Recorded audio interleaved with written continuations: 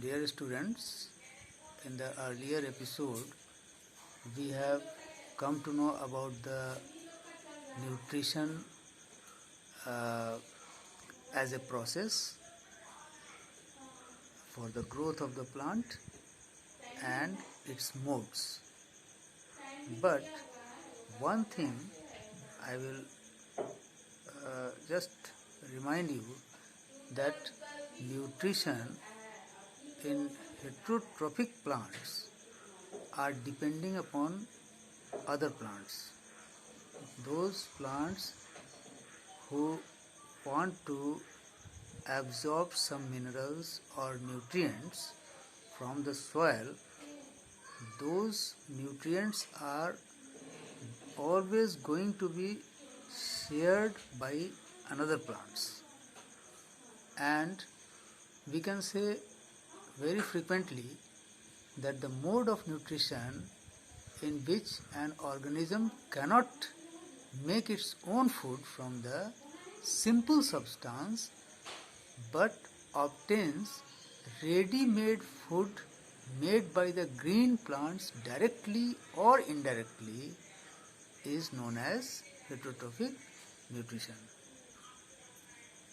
So animals and non-green plants, like we have studied about autotrophic plants.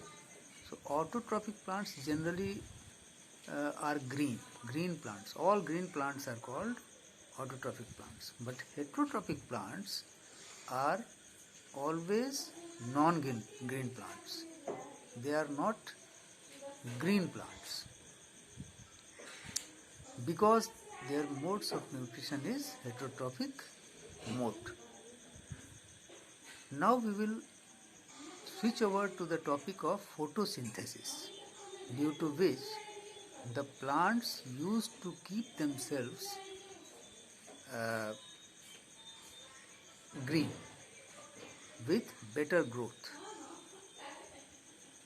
So photosynthesis, now we will try to understand what is photosynthesis. Photosynthesis is a word which is made with two syllables, photo and synthesis.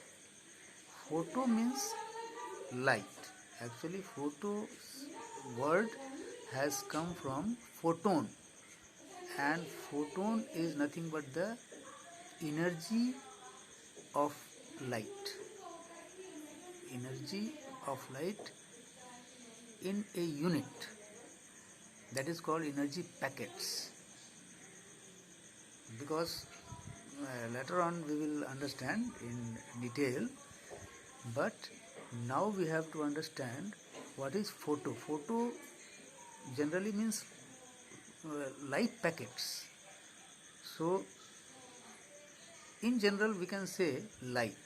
Photo means light, and synthesis means to synthesize or to combine.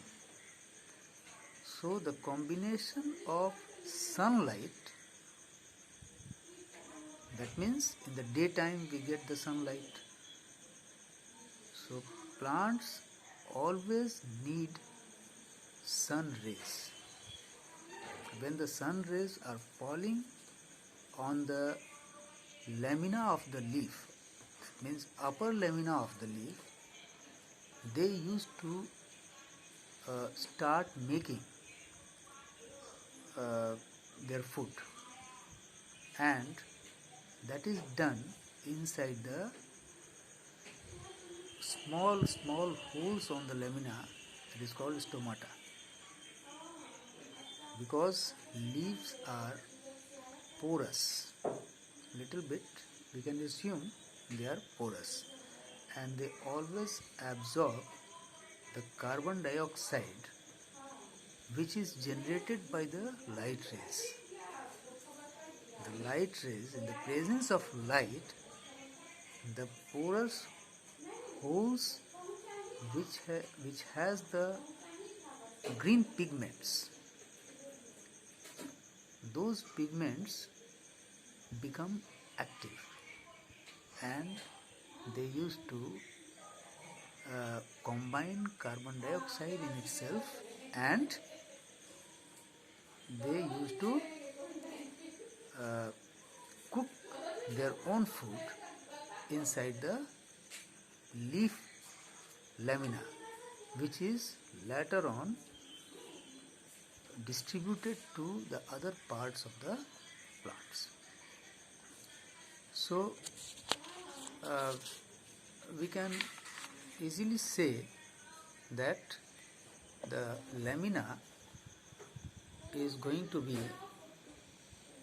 as a kitchen for the complete plant. So for